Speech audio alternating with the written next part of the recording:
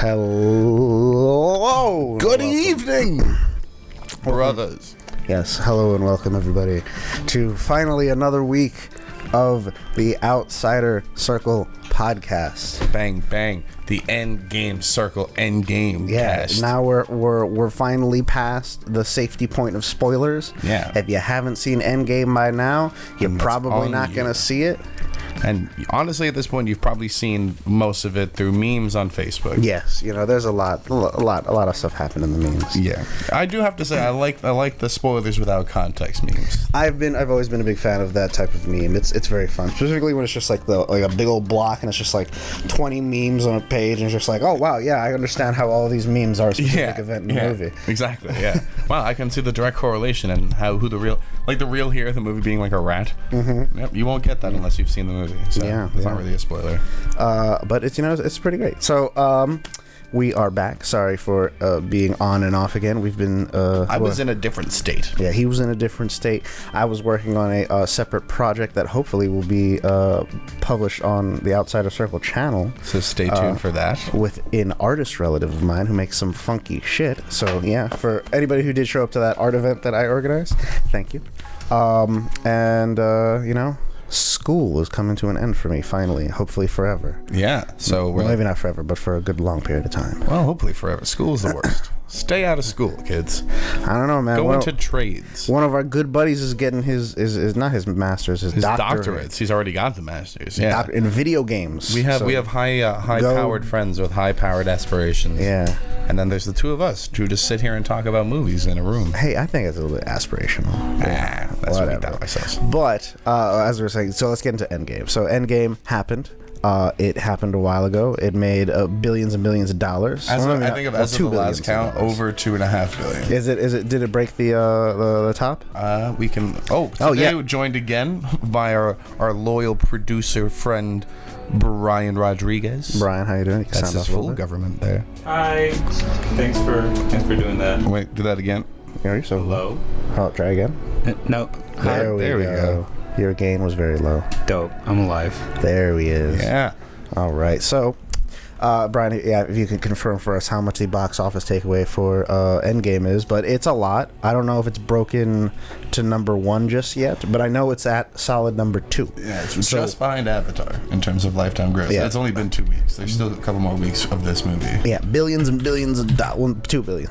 But that's many more billions than any of us will ever see in our whole lifetimes. Yeah. It's twice as many billions as Donald Trump lost in 10 years. Yeah, that's very insane, and we might want to take a bigger look at that later. I don't know. We're gonna talk about that. Stay tuned for later episodes where we get a little bit more political again. Yeah, that's coming up. We have some stuff on the docket. But yes, Marvel Endgame. Let's get to our point. So the last episode we talked about the MCU and our basic impressions and kind of some box office tallies from the 20 years or the 10 years of filmmaking, the 21 films. Yeah, 20. Was it 21 or 22? Doesn't matter. I think it was 21. It was a bunch. It was too many. Oodles and doodles. But now we're at, this is it. This is the end of it. This is the end of this whole Act 1 Infinity It's technically saga. Not, because Spider-Man Far From Home is the end of Phase 3. Is that the end? Yeah. I thought it was going to be the start of the next one. No, according to Kevin Feige, it's the end of Phase 3. Oh, okay. All right. Yeah. Fuck you, Radiator. It's May and it's hot. Yeah. Building. Leo's building doesn't know what spring is. No, not at all. But apparently neither does New York. No. But anyway. So let me give my super duper hot take of... Spoilers! The whole time. Let me give the super duper hot take on Avengers Endgame. It was okay. That's it. It wasn't that great. Coming at you hot with the outside perspectives. Tell us more about how you thought this movie was all right. It was pretty good. I will say, first and foremost, Infinity Wars was better. It was far more better as a in almost every aspect of the film. I think it was tighter. Yeah. It was definitely tighter.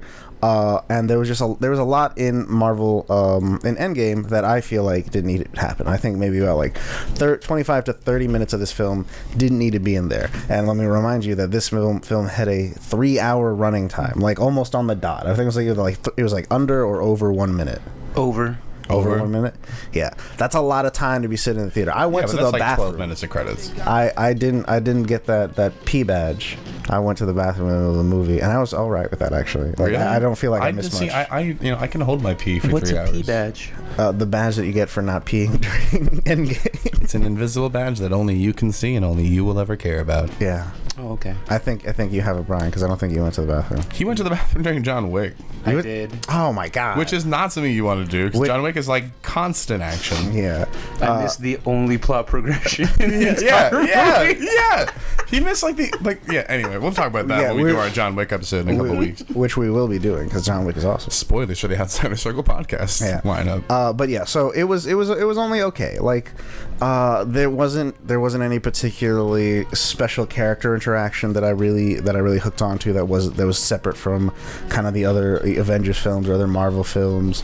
The way that they kind of went about everything was a little too long. Like, as I said, like, there's too much of this movie that doesn't really need to be in it. Yeah, and I definitely agree with that. And it feels like, if anything, the film could be split into, like, if not 2, maybe even 3 separate sections that are like their own different types of movie archetype. Right. Well, I think that for example, the whole middle of the film is like a heist. It's a heist movie. Yeah. For like an hour, and I mean, it works well enough. It's not as exciting as you would wish it to be. Well, but it's not really. It's not like super heisty. It's like they have to like break into a military base. Yeah, but like, that's heisty enough. Like, that's a whole like, specific genre of filmmaking. Like, right. But they've always it's supposed to be exciting. They always kind of bounce between different types of film between their films, and I feel like this being this ultimate mashup, resolving all loose ends, it makes sense to kind of bounce around a little bit in terms of like what you're doing with the movie and how you're making the movie. I mean, I guess, but like, I would say, one, for the whole heist thing, like, the only time they really played heist in the other Marvel films was in Ant-Man, and even then, like, and this it was wasn't with really Ant-Man. heisty. This was Ant-Man and Iron Man together. Yeah, I mean, but it was okay. It was pretty good. They got a lot more philosophical with Thor as part of the story. Did they have? They got a little more heady with his conversation with his mother. That was I don't know if it was maybe not philosophical, but it was certainly more emotional. It was emotional. Yeah, there we go. Maybe philosophical is the wrong word, but they that was also kind of like a poignant point for Thor movies, that they got a little bit more feely about it with all the Asgard stuff and the Brotherhood stuff. Speaking of Thor, everybody should probably have already heard by now about Fat Thor that happened. So let me say this. Thor is my favorite Marvel hero, and I liked all the Thor movies, even though they were bad. Thor 2 is inarguably the worst of the Marvel films. Mm-hmm. Thor 3 Ragnarok brought it all back, made it great again, and then Endgame.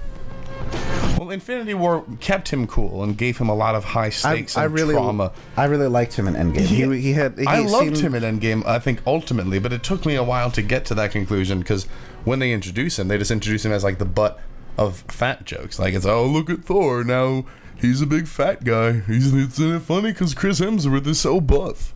Yeah, well, like, so I'm still. He looks like the dude. He really does. They even make that joke. They call him Lebowski. Yeah, and it's, how do I put this? So, Chris Hemsworth, he's becoming a funny guy. Like, if you look through his career, this man has genuine comedic chops, and I'm very glad that they figured it out, and Taika Waititi really utilized it very great in Thor 3 in Ragnarok. Yeah, he's now going to be one of the leads in the next Men in Black movie. He's kind of funny.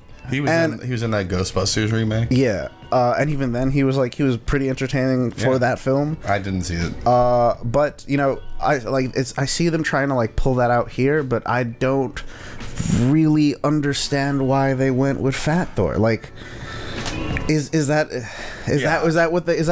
how they wanted to visualize Thor's kind of regression into himself after everything bad that's happened to him? I mean, that's it. He has hardcore PTSD. He's not dealing with. And that's correctly. What gets me so fucking mad. That's what really got me mad about how they introduced that whole thing, because Tony Stark, Iron Man, this guy, got a whole ass movie to deal with his PTSD after the first Avengers movie. Mm-hmm. And Iron Man 3 was basically just an examination of Tony's psyche and how he's coping with everything that's happened to him.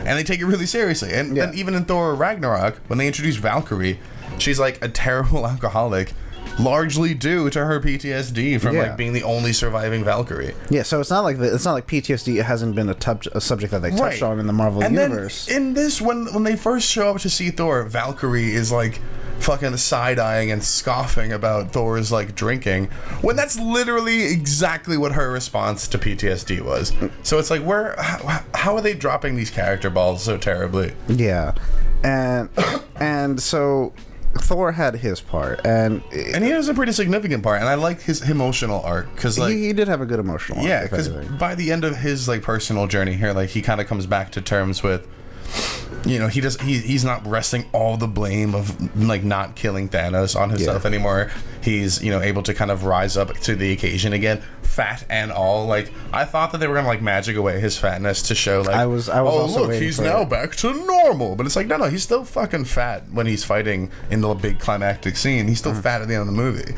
So it shows that no, you can still be like fucking fat and like still all powerful God Thor. Yeah, which I thought was ultimately like a good message to land on. I mean, it was, but it was a little weird. I feel like they didn't do it great. No, they didn't. But I think that they had good intention with where they were going with it. I guess I don't know. They executed poorly. Like, there's a lot of jokes that were unnecessary, like the cheese whiz thing. Yeah. It was just, it wasn't that great, and that was definitely for me one big hiccup of the film overall. Right. Like, because Thor being such a big character in this film and was a far bigger hiccup in my opinion. Really, I actually adored the Hulk in this movie. So for those who aren't aware, in this movie, Bruce Banner finally merges, like he merges with the Hulk. Well, you can't even say that. He is merged. We don't even see the merging. He just gives us exposition as to why he's now he's giant, all of a sudden smart Hulk. Yeah, he's smart Hulk. So he's Hulk Banner or whatever. I don't know how they call him in whatever comic iteration. It's Professor Hulk.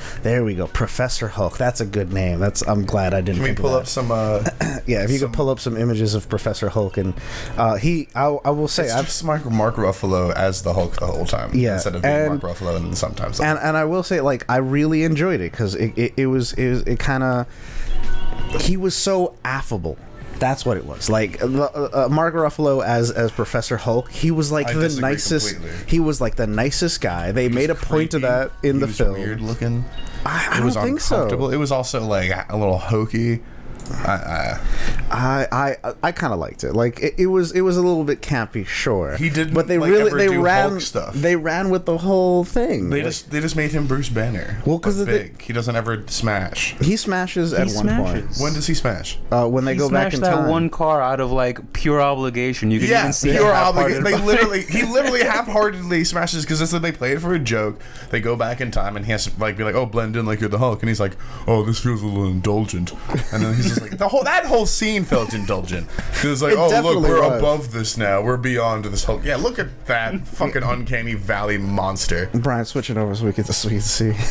But yeah, spoilers. Like, yeah. So, but like, here's the thing: the Hulk. Look at him. Look at the sentience in his face and in his expression. The Hulk. Look at him wearing a shirt. This is not my Hulk. The Hulk as Hulk is kind of a boring character. Like, he's just Hulk, and then there's Bruce Banner who's scared. That's all he has to be.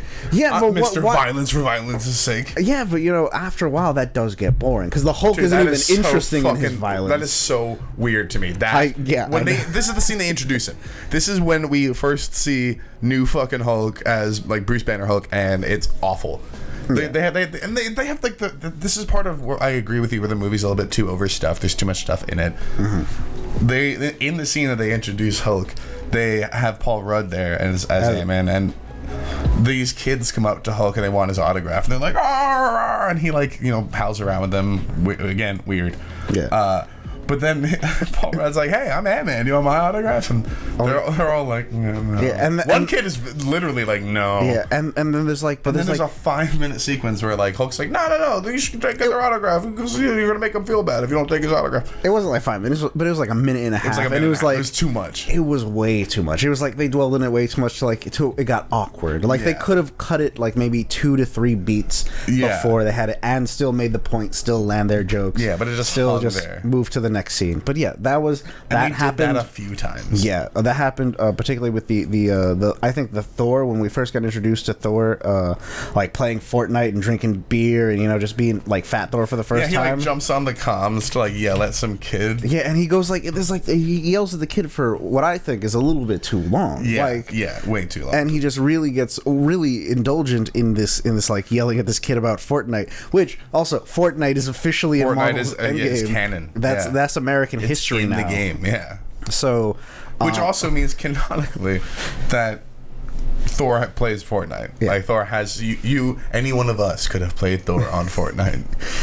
And there were just these these like weird little scenes that were overly indulgent. Another thing with the Hulk. So there was this one particular garbage like nonsense throwaway scene where the Guardians of the Galaxies are getting to the Earth for the first time, and when they get to the Earth, Paul Rudd is sitting outside the Avengers complex. I liked that one.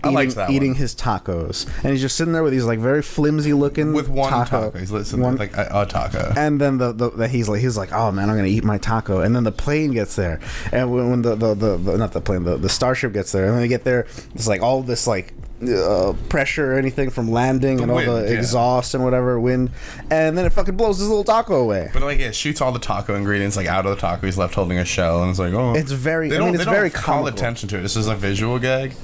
But then at the end of it, when after they do the whole sequence of him being introduced to these people, and they all think he's an idiot, then like Hulk comes and like gives him 2 tacos silently. And he has this like really just like this huge grin on his face, super uncanny valley Hulk face. I don't even know. So weird. I don't think it's uncanny, like because none of the uncanniness hit me. What hit me was Hulk just like tacos not yield it. What hit me was like how just like smiling and happy he was, and he was just like, oh, I saw that your tacos all over the floor. Here, take 2 of my tacos. Yeah. And he just kept on walking, like having gonna go meet the Guardians of the Galaxy moment. Yeah.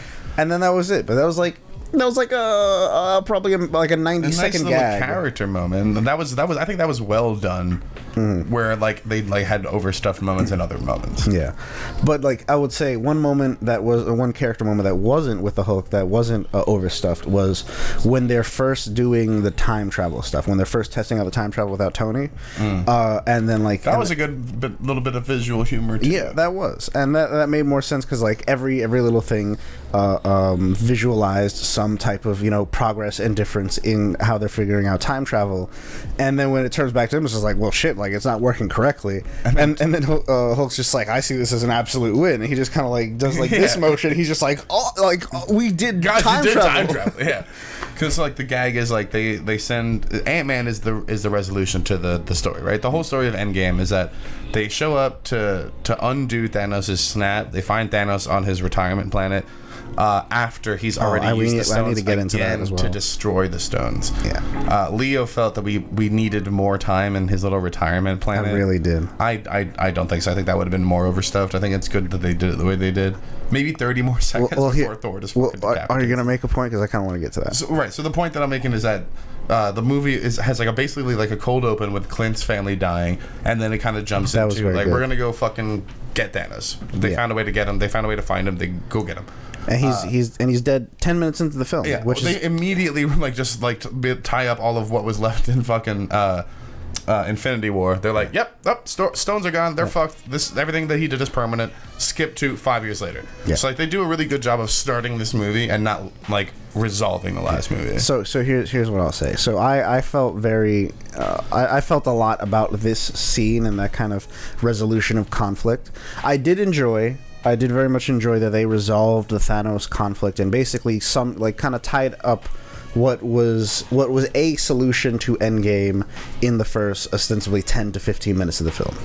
I really enjoy that, and I liked that Thanos was killed.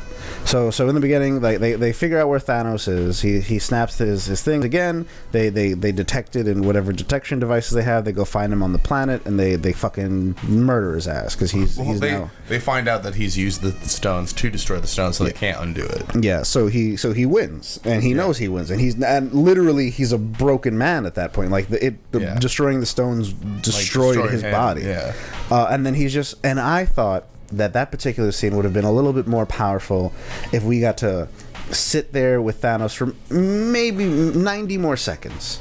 Not even that long. That's the same kind of time. Him enjoy the fruits of his labor. Quite literally, yes. Like, go see him pick pick his fruits. We or see his, him pick the fruit. We don't see him eat it. Yeah, like go see him. Like maybe dwell on him making that little stew a little bit. Maybe just get a small face of satisfaction that he knows that he's won. Even if it cost him like his everything. well-being and everything, he knows that he got his. But we already saw that face. We saw that face at the end of Infinity War. Yeah, but So we don't need it again. That's why I'm glad that they did it this way, because they just resolved it. They're like, okay, Yeah, yeah, but- boom, but Infinity here- War is done. This is Endgame. But at this point, he's like he truly makes it permanent. Like this is in his mind, this should be the dawn of the new universe, Right. And then nothing and can it be is, done 'cause then to they do a stop time it. skip. Yeah, and then on top of that, so they get there, the scene of them interacting with him and then eventually killing him, pretty good. Thor just fucking decapitates him with the axe. But I think that they also missed one more opportunity, which was with the title card of the film. So for those who've seen Avengers Endgame, you might have something tingling a little back of your head. When I say title card, like the title, like saying, "Oh, this Marvel Endgame." This is it.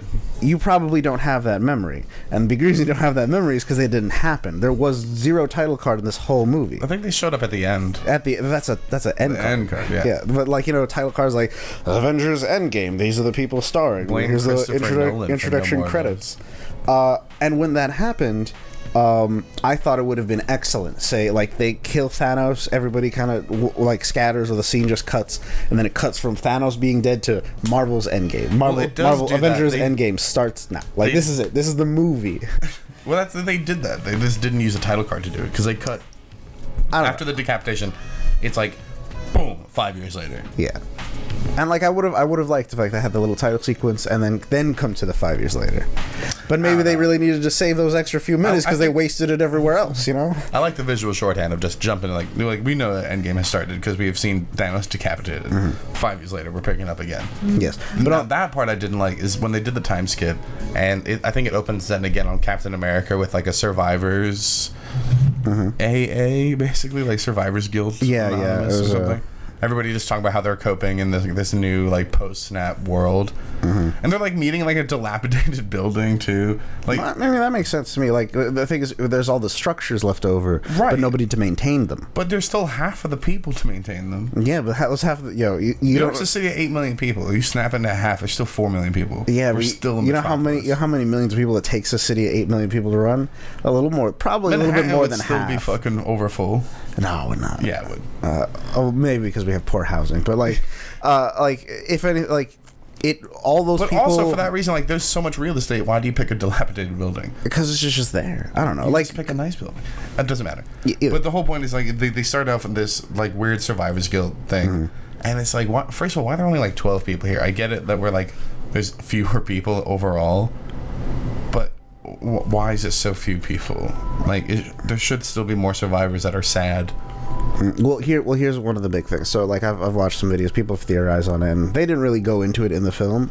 But if you were to cut the population by half, oh my god, it's moisture in my face. If you were to cut the population in half, that would have dramatic effects on not only our economy but the logistical ability for us to transfer goods and services, and most importantly, food and water. So it would basically mean, but we'd be fine in New York. Well, I don't know if we'd be fine in New York. Yeah, we'd be fine. We have a lot of infrastructure that needs to be maintained for us to be able to live our daily comfortable lives in the city. I don't know. And there are millions of people. I mean, maybe, but either way, what would be a natural effect is people would scatter instead of maintaining in dense urban populations. You think so? They would spread out and take to the hills. Yeah, basically, you would take to the hills. If you can, subsistence. People would probably dense cluster together to survive. Oh shit! What happened with the camera? Oh no! It's the audio. No, it's back. It's back. Why does it do that? I hate it. How's that? You stupid camera. It wouldn't be an episode of the Outside of Circle podcast if everything went correct. Exactly. Hopefully we can be heard. Yeah, I hope so as well. But either way, people would scatter because one of the difficulties of having so many people in such a densely populated area is that you need to house and feed them. And those things cities can only occur when people who are farming or creating food are able to create as more food for more people. The problem with that is that when you more food for less people. Yeah, but then the percentage of people who are farmers where they're now cut in half. So they were making so much food per person, and now they're not. Yeah, but we still have mad farmers and farms. More people could just go be farmers now. We don't have a lot of farmers. I'm in New York. We got a lot of farms. We have a lot of farms. We don't have a lot of farmers. That's the problem. You only need one farmer per farm. No, you need a lot more farmers per farm. I don't know what you're talking about, dog. But there's a lot of machinery and mechanized infrastructure. Yeah, you that only farmers need one use. dude to drive a combine harvester. Yeah, but you gotta have more dudes to like pack everything in the back. I don't know if you've seen industrial like agriculture. It's fascinating, but it does require still a couple of hands. 6 dudes. You need like 6 dudes. What happens when now you're down to 3 dudes? All right, so just go find 3 more. There's 3 more somewhere. Yeah, but those other 3 dudes are trying to be put into other places in society, which are also drastically underpopulated. You gotta feed people. But either way, like that makes sense to me. The dilapidated services, basically housing services, public services, all the kind of larger stuff that makes the world run is not going to happen as much. And that makes sense. We have all these services, but we still have all the infrastructure necessary to support intergalactic shield. I mean, they're we got struggling. Captain America meeting in a dilapidated building, but Black Widow is still like sitting pretty in Avengers headquarters. Well, I mean, Avengers headquarters isn't going to go anywhere, but I mean, it's only it's only Black Widow. Like half of the people that would have helped her are dead.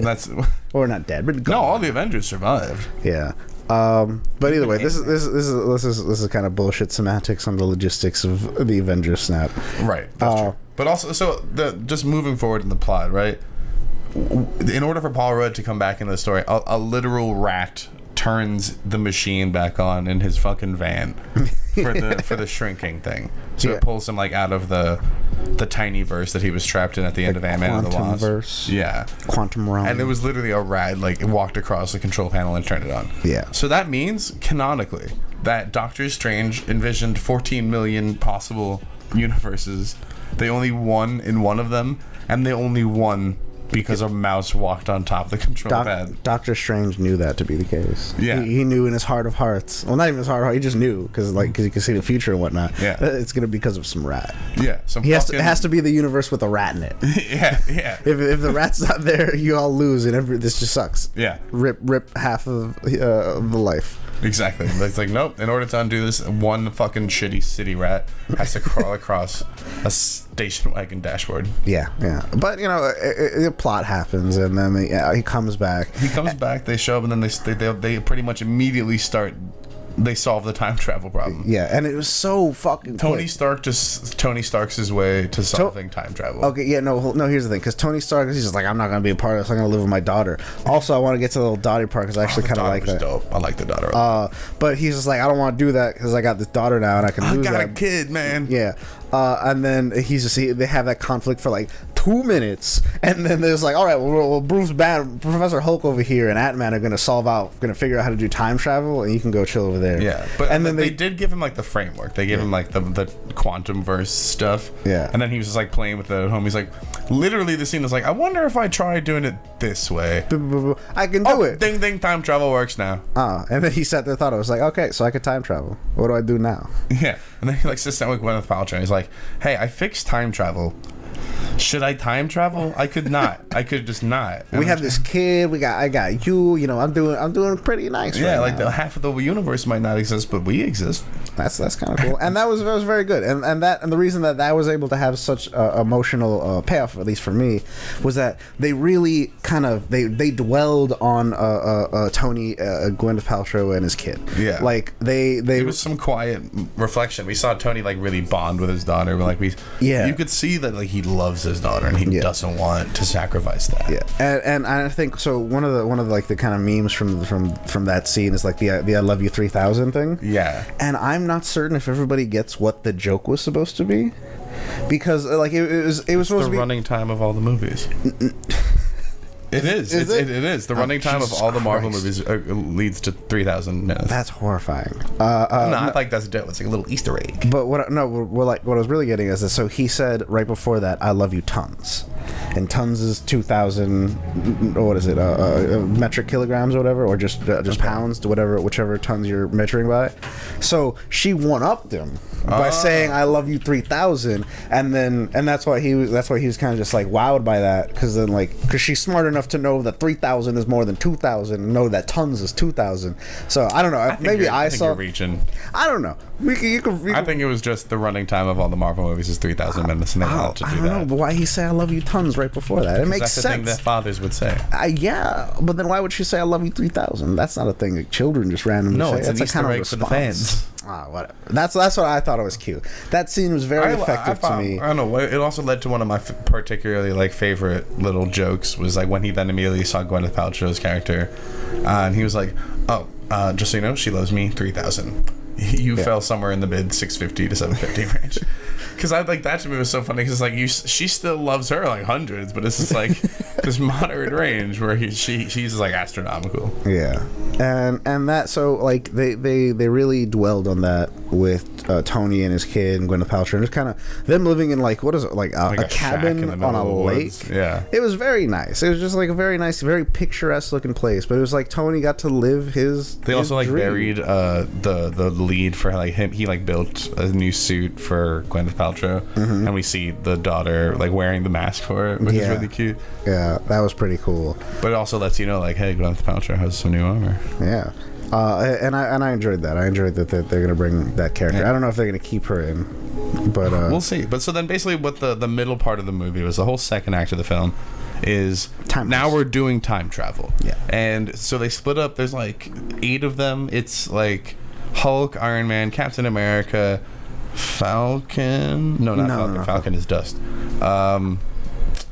Hulk, Captain America, Black Widow, Nebula, Clint, Rocket Raccoon, Thor, and Ant-Man. Yeah. And so they all split up into teams of I think 2 apiece, because they're gonna go and get all the stones through all history. Yeah. And the way they get around the stupid time travel problem is that they do multiverse theory instead of strict time travel. It's not even it's no, they travel to other universes. No. So here's the thing, because they have to ever explain it, and I really didn't like it, because they got once again they got indulgent when they were talking about fucking time travel. Well, yeah, they actually said we figured it out, whereas movies Back to the Future are wrong. Yeah, because once they figure out time travel, they're just all right, how does time travel work? And then they sit there and literally just say it's well, time travel worked this way in this movie. What about this way in this movie? And then Tony Stark's oh, that's wrong, and you're all stupid. Yeah, time travel works this way, and it works this exact way, and only this way, we say. And ostensibly, what it is, it's kind of similar to I don't know if you watch Steins Gate, the anime. Theory. No, it's closer to Steins Gate, and in Steins Gate, what happens is that there's multiple universes, but they all inevitably have similar results. So it's this kind of this chord of continuity, that there's almost an inevitability of certain aspects, but they can happen in slightly different ways. And even if you diverge, you come back to it. That's not what it is. No, but then they have the thing. They say that by removing the stones from the timeline, they're going to set up fucking awful fucked up parallel universes, and so they get around that by being okay, we're going to replace the stones back at the place where we took them from. Yeah, and but then that's the thing, she said Tilda Swinton, as the character from Doctor Strange, the ancient one. She was just well, if you get rid of the stones, it's gonna fuck all our shit up forever, and then it's just gonna become a divergent timeline, and that's gonna cause problems in other universes. But if you bring it back, it can fix itself, I guess. No, it'll come back. It said it would. It said it would be it was never gone. Yeah, because they would bring it back to the moment that they took it from. Yeah. So it's basically just I'm just gonna borrow this and bring it right back. Yeah, and that was that issue kind of bothered me towards the end, with the Captain America aspect of the end of the movie, where Captain America goes back in time to return all the stones, but in doing so he keeps himself back there. But it does work. It does still work, because he can still live in his concurrent timeline, because the Steve Rogers that grows up to be the Captain America we know in the film franchise is still frozen in the block of ice the whole time. Yes. So it just means that his timeline means that he's going to go back. It's like a horseshoe for him. Yeah, but how does he then come back into the same timeline, the same scene that we're in, as an old man? How does he get into that scene in that universe? Because that's his natural progression in life. That's him after aging up through the years. That's still the same Steve Rogers that went into the time machine. Yeah, but why is it the same timeline? I guess is my question. Because why is he not in a totally separate timeline at this point? Because he jumped back into the same time. There was just for a while there was just 2 Captain Americas in the world. Mm-hmm. That's basically all that resolves him. But one of them was the Captain America that was young Chris Evans, and by the time that he was being young Chris Evans, when they thawed him from the ice, when Nick Fury thawed him, that he would have already been an old Steve Rogers at that stage. He would have been like a 50 or 60-year-old looking man, even though he's probably like 100 something at that stage. I guess so. I guess I could plot a few on paper to show how it makes sense. It's like an S. Yeah. Well, it does make sense. It was a little confusing to me, but I guess it worked. I will say. I'll plot it for you. I enjoyed that scene. Besides the logistic issues that I had with it happening. The only thing that I didn't like about the time travel-y parts of it was Loki.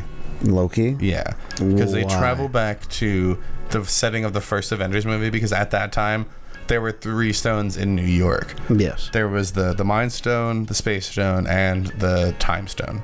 Mm-hmm. So Hulk goes to Tilda Swinton to get the Time Stone, and he just kind of talks his way into it. Well, that was actually very humorous to me, because what happened in that scene was that Hulk goes there, and he's just like, "Hey, can you give me the thing?" And she's just like, "No." It's like, "Well, I can take it from you." And he's like, "I'm gonna get violent about it." And then she's like, "All right, cool." And then she smacks him, and she's like, "All right, cool. Now your body's just laying on the floor. You're a spirit just kind of hovering around. You can now talk to me." Yeah. It's like, now put all that fucking bravado behind.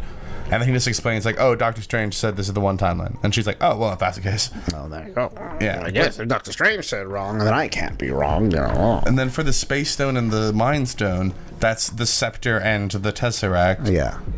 Well, no, the Tesseract, they had to go back further. No. They were there. They ultimately wound up having to go back further. Oh, yeah, because they fucked because up. of Loki. Because they went back to Avengers, and they had to get the Tesseract from where it was being transported away by what they didn't know at the time was Hydra, but we know as viewers. Yeah. So they did a repeat of the elevator scene where Captain America is stuck in an elevator with Hydra agents, and they don't know that he knows that they're Hydra. And they do the same tension building, but then as a resolution of it, for him to get the briefcase with the thing in it, he says, "Hail Hydra," which I think is pretty cool, because it's a reference to the modern day comic thing and the memery of that. But it's also a resolution to that little. I think that was a very good little tight scene, honestly. That's probably one of the tightest little scenes in the whole movie. And then Captain America fights himself, which was visually very cool. That was very cool. Because they do all the same moves, send the shield at each other at the same angle, and it just clatters. Yeah, and that was a good little one. But the point that I was just driving at, the thing that I didn't like about the time travel, because they do all this sequence actiony stuff, some jokes, then they accidentally fumble the Tesseract because Hulk comes crashing through a door for comedy, and the Tesseract lands on the floor. Loki picks it up and disappears. Yeah. So that reestablishes Tom Hiddleston as someone with a paycheck. And Loki's still alive now in the MCU. They unkilled him again. That's what that did, because that took him out of that timeline. So he's now going to be alive again. And wouldn't that cause problems? And it would cause problems. It would cause problems with your chronology, because now Loki, instead of Loki being captured and brought back to Asgard at the end of Avengers, now he's just out running amok. Yeah, and with the Space Stone, with the Tesseract. So that's going to have to be a thing they're going to address later. Yeah, I can't, because then they have to go. They go back. So then they go back and further in time to do the heist part of the movie, where it's Paul Rudd it's Captain America and Iron Man go further back in time to the military base where they store it. After World War II. Which ones they were getting? They were getting 2 at that point. They were getting the Tesseract and something else. No, they were. And more Pym particles. Pym particles, exactly. Yeah, because Hank Pym was in the same base working on shit when. And then Tony has a nice, really poignant moment with his father, and they talk about fatherhood, and it's really dope. And Tony gets a little bit more insight as the man that his father really was before he was a father. Mm-hmm. And that was really good. Tony had a really, really solid arc. This whole movie, this whole series. He's definitely the universe. The very he's definitely the main star. character of MCU. Yeah, definitely. He had top billing in all the movies. He's the biggest face on the poster here. Mm-hmm. He was what started it all off, and he's the hero of the story. Yeah. Because so after they do all the time traveling shenanigans, they bring all the stones together, then they and get the Hulk space stones. snaps everybody back. Yeah. But then after that, we have the Space Stones. Oh, right. Fuck, yeah. They had the Guardians of the Galaxies Yeah, so there's... to go get the Power Stone and the Soul Stone. Yeah, and it was Nebula and who? Nebula, Rocket, and Thor went to go get the Reality Stone. Yeah, and then... That was on Asgard. That was different. And then Clint and Black Widow. Natasha, yeah, Black Widow and Hawkeye. Yeah, they went to go get Nebula the Soul Stone. and Star-Lord. Yeah. No, Star-Lord didn't do anything, did he? No, he was dust. Yeah. Oh, so who went with Nebula? I think it was Rocket and somebody else. Was it Hulk? No, Hulk didn't go. I forget who, but either way, that one doesn't really matter as much because they kind of just kind of get caught and then interact with the other Guardians. Well, it was Don Cheadle. Yes. Oh, yes. That's I kept on thinking about that. Don Cheadle was also one of the guys that was in this. Yeah. So that one wasn't really as important. Like they just it was super important because that's how they bring Thanos back into the narrative. Yeah, but they don't do it wasn't clever or anything. They just Thanos just got the drop on him. I think it was pretty clever because they had Nebula come back into a space and time where there was already a Nebula, and they were like, oh, she's still on the same Nebula network. I thought that was a really good way of... But is that one... I liked it. I thought that was a perfect way to bring Thanos back into the fold.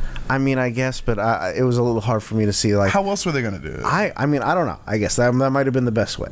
It probably... The only other way is that they accidentally get caught trying to steal the stones. Yeah, and I mean, I could see that a little better because Thanos was kind of wasn't he keeping his eye? They were saying oh, we're going to go to that planet where that other stone is. Yeah. And then they get the transmission. But more importantly, I think there was the huge fumble with the Natasha and Clint scene where they go get the Soul Stone on whatever Morad or something. Vormir, and then Red Skull is there again for some reason. I don't know why Red Skull. Because he's the guardian of the Soul Stone. But why? Because plot.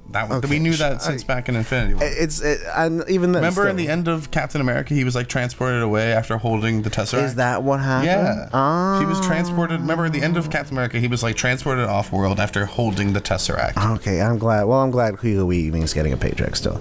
Yeah, but either way, so the whole point of the Soul Stone is that they're supposed to fight each other, or not? No, you have to sacrifice what you love the most. Yeah, and for each of them, it's each other.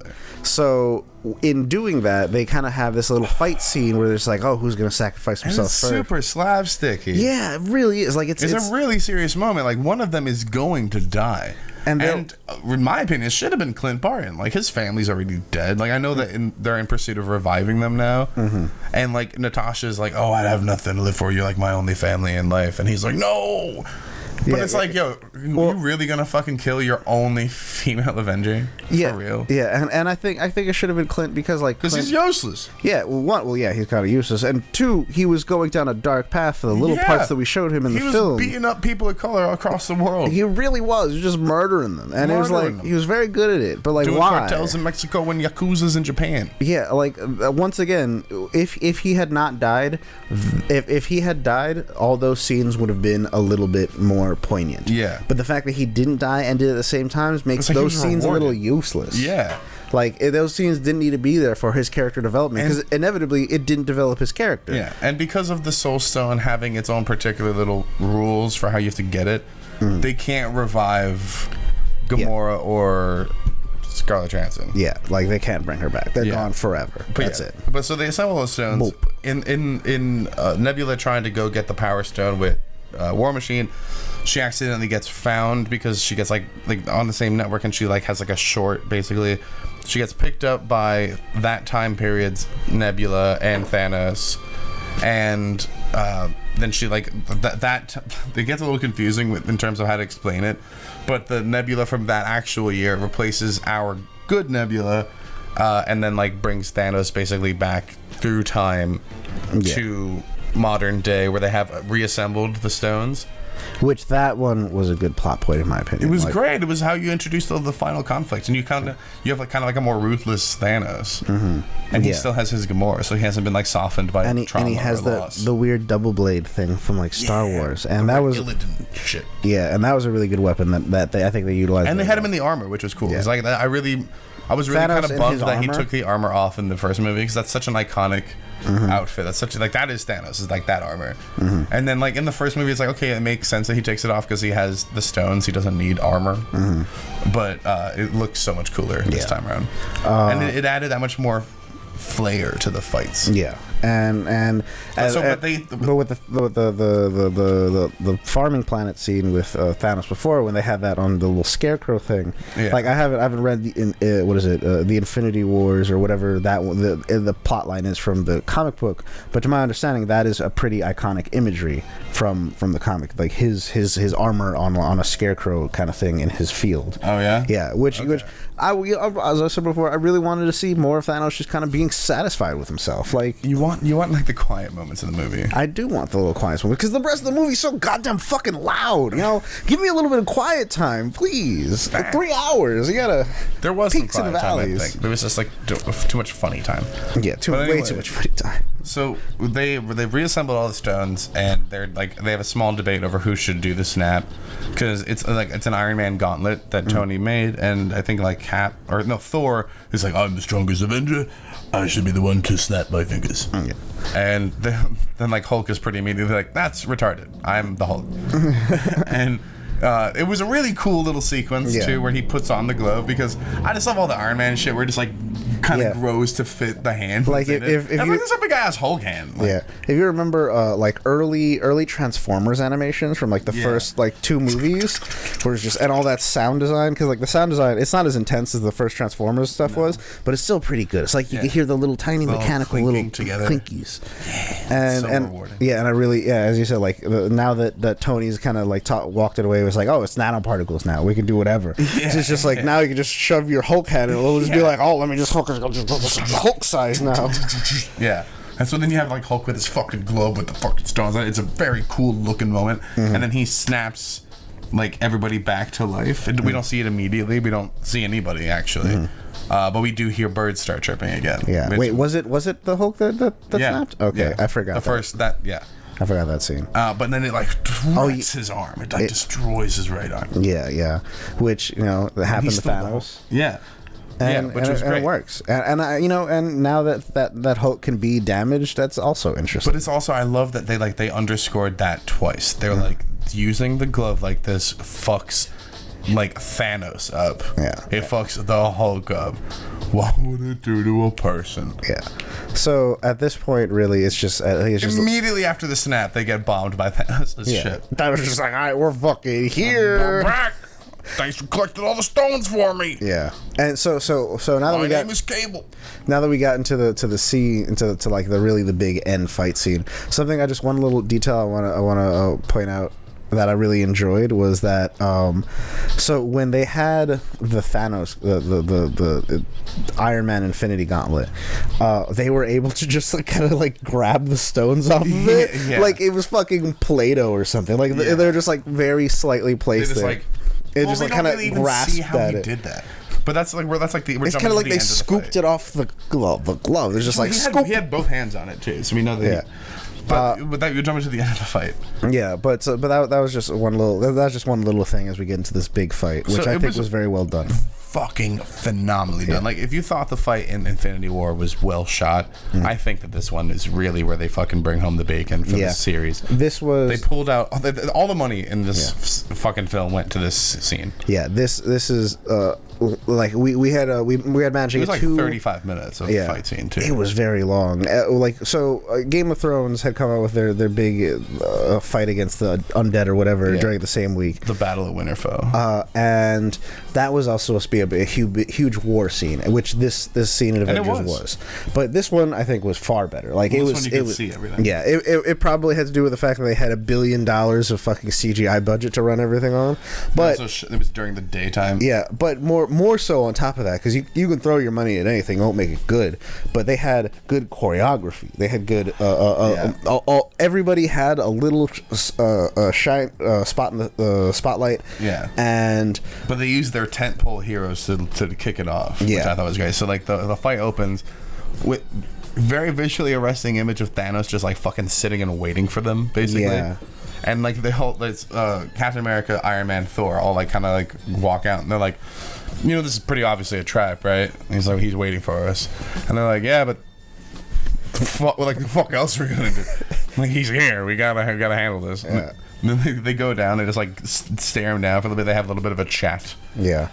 And this Thanos, you can see, is like a little bit more ruthless, I think, because he hasn't been softened by the loss of Gamora. Yeah. He hasn't like had to sacrifice anything for these stones. And it's just also been like presented to him. And also, he now knows that he won already. So like for him, that he just has to win again. Yeah, I really enjoy how you can see how that emboldens him. Yeah. In this younger Thanos that gets brought into this Endgame, because as you were saying, like towards the end of Infinity Wars in the beginning of this movie, he very much was like he had gone through some shit, like he was changed. He was pensive, over Gamora's loss, but now he just knows that he's victory. The phrase that he said, that I am inevitable. Yeah, that was a really good line. Yeah, like that. I am inevitable.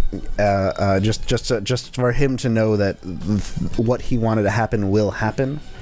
And that he's the only one that could have done it. So, you know, but he also knows that he was killed. Like, he got dead. So and he might be emboldened by that, too. To be like, I'm going to fucking murder y'all first. Yeah, like, there's an end to his story, and in the end, he still wins. And that's nice for him. And so, like, it's a very climactic start to the fight. And then, like, there's, like, some banter exchange in the middle of it where he's also talking about how he's inevitable and how he's like, I've already won once. Like, I just have to do it again now. Thank you for collecting all the stones for me. And then he also says, he's like, usually when I destroy this, like, it's not personal. But he's like, but believe me now, what I'm going to do to this planet, I'm going to fuck your shit sideways. And I'm going to like it. Yeah. And it was so dope. Like, the fight choreography was amazing, and it gave you a lot of what the fans were looking for. Mm-hmm. Like, in the middle of the fight, Thor is being overpowered. Thor is dual-wielding Mjolnir and Stormbreaker. Stormbreaker, yeah. Because he picked up Mjolnir when they went back to get the reality stone, when they did his time travel part. Which we didn't really touch on, but it was a really emotional... It was like the emotional core of the movie was Thor's story. He like had a conversation with his mother that he really didn't get to have before she died in real life, and she kind of helps validate him more. She's like, she knows he's from the future without him saying it, because she's like, I can see it in you. And he like tries to tell her that she's gonna die today, and she's like, no, this is not about my life, this is about yours.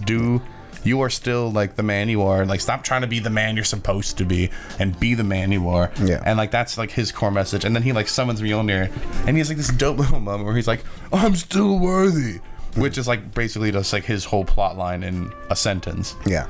But he gets overpowered by Thanos in this last fight, and in that, while that's happening, Cap, whose shield has been like fucking half broken, cleaved in half by this sword, he like reaches for Mjolnir, and it fucking comes to him like it fucking into his hand. And I immediately liked that it immediately cut to Thor, like about to get a fucking axe shoved in his chest. Just like, I knew it, I knew it. Yeah.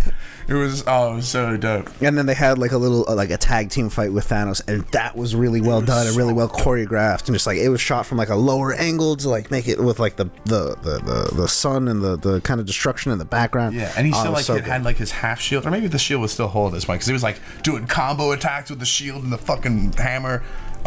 It was very good. And so now that we're getting like in this fight, I would like to say right before the fight, or not before, but during it, when they snap the finger, both in Infinity War and in this movie, I don't know if Hulk had the scene where he like saw the infinity dimension or whatever when he snapped, but I know Tony did, and I really enjoyed how much you can like. Wait, we didn't even get to Tony snap. Yeah. Well, we'll get to that in a second, I guess. So, like, this is more just visual imagery, but when they did the snap and they went to that little universe, and in Infinity War, it was Baby Gamora asking Thanos if like everything was worth it. And this one, I forget what it was. I think it was just a vision or something. I think it was like a lot of nothing. Yeah, it was very reminiscent of Berserk during I forget the Blood Sun or whatever. The fucking eclipse. Yeah, which is kind of. In Berserk, that is like you're basically gaining the power that you wish you could have. Ascending to godhood. Yeah, and you are similarly are sacrificing a lot to get there. So you kind of have this like internal moment of penance and like kind of realization. Builds a tower of bodies to get to godhood. Yeah, and And it had a lot of that same imagery. I swear to fucking God, if you don't turn back on, you piece of shit fucking camera. There it is. It's back. There it's we back. go. It's back. Oh my God, I hate you so much. Just wants to keep us on our toes. Yeah, but I really liked the imagery that came from what seemingly seems like it was Berserk. Like, it was like they saw Berserk and it's just like, I like Let's this. do that. Like, had the whole blocked out sun, it had the red and the this kind of very shallow pond or pool or whatever that they're in, and I liked that. Having watched and read at least up to that part of Berserk, At least up to like pretty much the beginning of Berserk. yeah, I really enjoyed that homage. I hope it's an homage. It did seem like it. It was too on the nose for them to like not have seen Berserk before that. But so before we even get to that point, right? So before this fight breaks, it's Hulk snaps, Thanos bombs them, and then the fight breaks out between Cap, Thor, he like Iron bombs Man, the and shit Thanos. out of He them. destroys the Avengers place. So it's very fucking Carpet bombing. They spent a lot of money on the explosions too. But so then the fight kicks off, and at like the lowest moment, like everybody's like getting their shit kicked in. That's when there's like, oh yeah, Thanos also summons like his whole fucking army. Yeah. So it's not just them fighting Thanos. It's like, no, there's a whole fucking army to fight, and right at like the lowest moment, that's when you hear a radio transmission come in from Falcon to Cap, and it's like, wait a minute. We're like, this is like the moment everybody knew was coming, but like they really took their time to build to it. Yeah. And then like you start seeing all these like Doctor Strange portals open up, and then fucking everybody who's ever been in a Marvel movie, except for the original Rhodey. Yeah, Terrence Howard. Terrence Howard, you don't get to be in this movie. Everybody. There was no everybody maybe next comes time through. for you. Yeah. And it was just like so dope. It was like visually rewarding to see every character in these films assembled in one place. And then it had the Avengers Assembles he line. He literally said Avengers Assemble. I was like, oh my God. They said the thing. Yeah, and then everybody ran and just like everybody. And the first people to show up, respect, T'Challa, Black Panther. First guy through the portal. He was like, yeah, we got this. We're here. Yeah, and it was fantastic. And then the whole war sequence was then excellent. And it was just visually amazing. Yeah. So then they start bouncing between who's having like what kind of fight on the ground and stuff like that. And they do a lot of like little moments between certain characters who haven't interacted before, and little tag teams and team ups everywhere. One of the better sequences is like the Infinity Gauntlet is what's being like is the MacGuffin, what's being like kind of like scattered around the battlefield. Bucky has to go run after, not Bucky. Clint runs after it because in the initial explosion it gets separated from the Hulk and falls somewhere. So then for a minute he's running around with it. Then Peter Parker shows up and Peter's like, oh, I'll take it, and he like starts swinging around carrying the Infinity Gauntlet. And then there's this moment where I don't know how you felt about this. I had a complex reaction to it. There's a moment where Peter is like gets like fucked up and like falls down, and like he's about to be like beset upon by like the right hand men of Thanos' army. And they were like, oh, you're all alone. And then like all of the Marvel women show up, and then they're like, he's not alone, he's got us. Yeah. And it's like very much like a girl power moment, but I liked it a lot. It was really cool. It was because everybody gets these moments. All the heroes are teaming up. Why not do all the ladies of Marvel teaming up in one sequence? All right, so I have, if anything, It might be a little pandery, but it looked dope. It was 100% pandery, but that's why it was there. Like let's not mince words about it. That's exactly what it was there for. Marvel put in the girl power moment, and it worked well. It was a very striking visual shot. My only problem, every woman in the Marvel franchises. my only problem that I have with that is And Pepper Potts with her new suit. is Captain Marvel, because I didn't watch the Captain Marvel movie. Yeah, we didn't get a chance to see it before. But when Captain Marvel was in the movie for like the 2.5 minutes that she was at the beginning, she was fucking really Space Jesus there to save Tony Stark. yeah, she was very arrogant and just kind of not She really wasn't arrogant. useful. And then she was just like, oh, other people got problems too, so I'm gonna go help them. They don't got Avengers. Okay, Maybe I did, but like her. I didn't like it. I did not I liked like her a lot. I liked her a lot there. because she was like, no, okay, I don't so know. yeah, I had a Maybe, I completely don't different view because having not seen the Captain Marvel movie, I've heard mixed reviews. I want to see it anyway. I love Captain Marvel as a character, but seeing her in this film, like she saves Tony, right, which we kind of assumed was going to be the case. Yeah. And then when she shows up, she I don't think she's arrogant because they're all like, oh, well, where were you whenever we needed you? And she's like, listen, I'm the protector of the cosmos. Other planets don't have Avengers. Yeah, that was a good line. Pretty good job. I liked that. That was the one. That was like her only line in the beginning of the movie. Yeah, and then she's gone away, and then after the 5-year cut, she's back and she has a haircut, and then we don't see her again until the climax because she has like bigger fish to fry. Yeah, and she also kind of like comes out in Deus Ex Machina. There's like 2 different scenes. Like she saves Tony. And then she's just like, all right, cool. I'm also the most powerfulest fucking person. I'm just gonna come when it's when you kind of need it. Yeah, she's the trump card. You cannot like.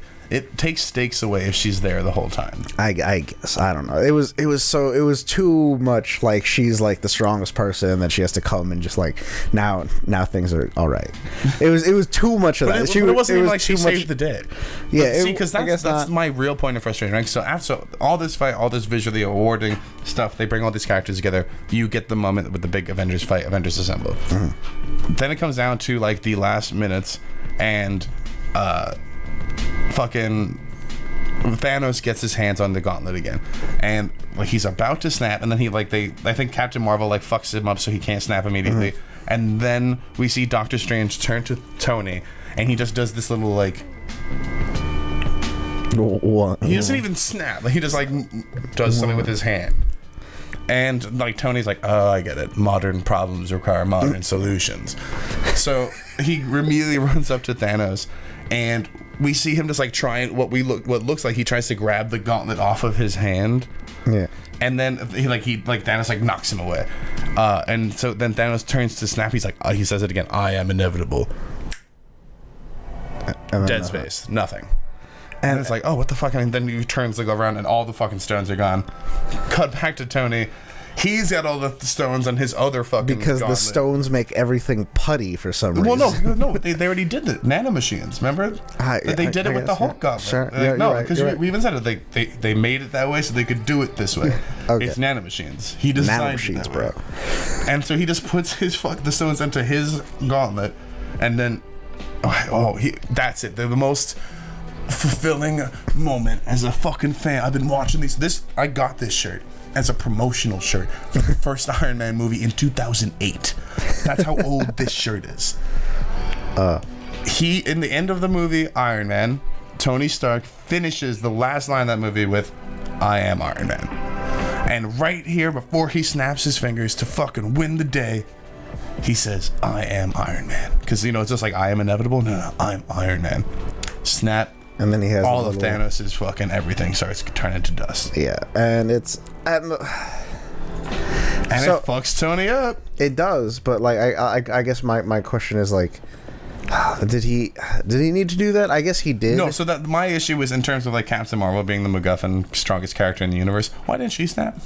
Or like, she could have put the glove on. Why couldn't she? Maybe she could just get the stones and just go away. Just be like, yeah, Captain, you're responsible. Like we trust you. Like just take it and go. We'll just defeat them. We got all the people. Right. Yeah. So we could just defeat you the normal way and not. I know why they had to everybody. do it for like the emotional stakes of the film and for the narrative for Iron Man's greater story, and also because Robert Downey Jr.'s contract was up and he doesn't want to be Iron Man anymore. Yeah. So all of these things come together. It all makes sense. But it was, for me, as like a fan for the last 10 years, and like I like Iron Man. I didn't like the comics or anything beforehand. These movies definitely turned me on to Iron Man. And it was exactly what I wanted from Tony Stark's story. It was very compelling. He self-sacrificed to save the universe. Mm-hmm.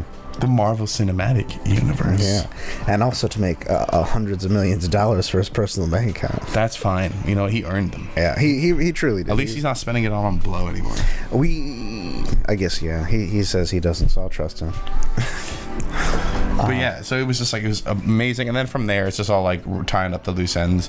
Captain America is the guy they send back in time to return all the stones. Mm-hmm. He has this little moment with Bucky where like Bucky's like, you're not coming back, are you, bro? I'm going to miss you. I love you. And then, he doesn't come back except as an old man. He passes his shield over to Falcon. Yeah, because and that was he goes back in time and then fixes gives back all the stones, gives back all the items, and then stays in time. Yeah, and then he's on the fucking bench 10 feet away from them as an old man. Yeah, and nobody noticed that. They didn't notice the old guy sitting next to them while with they're doing time travel. Case. But all right, so this is what something He couldn't be that sneaky in that old age. Also, isn't he supposed to age a lot slower because of the serum? Well, he was also thinking about it. He was in ice for a long time, so it's been 10 years of these movies. I guess. So I think that it works. I'll plot it out for you. But now I will say I had a pretty good film going experience of this. I went with a couple of friends and a lady, and it was a nice time. We had a good time in the theater. It was good. Everybody was reacting well. Like there was like people gasped at the right moments. They laughed at the right moments. It was a good crowd. You had a slightly different experience right at the moment where they do the shield handover to Falcon. Yeah, let me turn on Brian a little bit so he can like talk about this. Oh, because you were there. Yeah, you guys me and right? Brian went to go see it together. But yeah, so let me explain what happened. So we were sitting at this theater. We went to Kaufman Astoria up here in Astoria, Queens, and you know Queens is notoriously the most diverse place in the world. So very obviously there were all types of people in the crowd at this Marvel Avengers screening. Now at the end when Captain America and it Old is Man, the end of the movie. Yeah, like the end. Like there was literally like a minute and a half after this happened. After old Captain America handed off the shield to Falcon, some guy got up and like threw their popcorn violently and just like yelled, "Yo, this is a fucking waste of my fucking money," and then like stormed out of the movie theater. Right. Like literally like yelled this and stormed out, and it was so bizarre. In like a most diverse place in the country, in the world. And in one of the most diverse movies, and at the end of the 3 hours, like he stayed the whole like 2 hours and 58 minutes to get mad at this one little race relation scene and throw his popcorn and leave. It was so bizarre and like unreal. Everybody was just like, "What the fuck?" Yeah, what the come on, man. So that was the only little interesting part of my experience. I also went to the bathroom once because I didn't care enough to not. But yeah, I don't know. It was pretty good. It wasn't. I think all in all, I think it was a great send off to the MCU. I think that they tied up all the loose story threads. They had a compelling character resolution for both Captain America and Iron Man, and they left good room for like Thor and for Spider-Man and other things there. Like there's still going to be an MCU to come, but you know we've done Iron Man and Captain America. It's time for other people to like take up those mantles. And also, does this mean that Thor is now going to be a Guardian of the Galaxy? Yeah, because at the end of the movie, it had him teamed up with them. He was on their ship, and there's like another like too long sequence of him bickering with Star-Lord. Yeah, and that was once again too long, but it was comedic. It was comedic. So it's like everyone. It had more substance. Who's in charge of the ship? Yeah, it had more substance than the other scenes that didn't need to be there going for so long. Promising character interaction for future Guardians or Thor or both movies.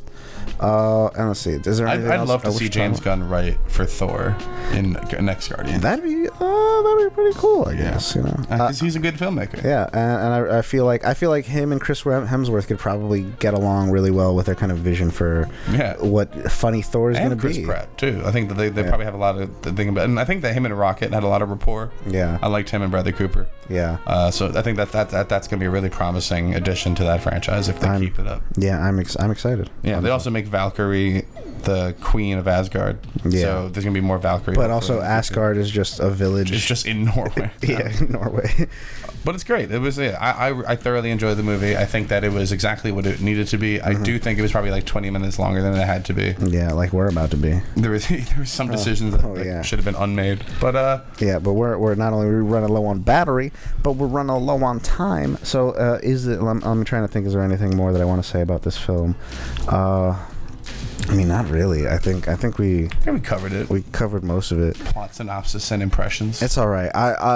There are people who I know have seen this like 4 times already, and like friends of mine. How? I would download this illegally. I would own this. Would you go see it in theaters? Again? 4 times? 4 times? No. Yeah. I would not pay full theater price to see the movie 4 times. Maybe twice. I would go again. But either way, it was pretty good. You know. End of an era. You can if you want. This is the time to exit the ride.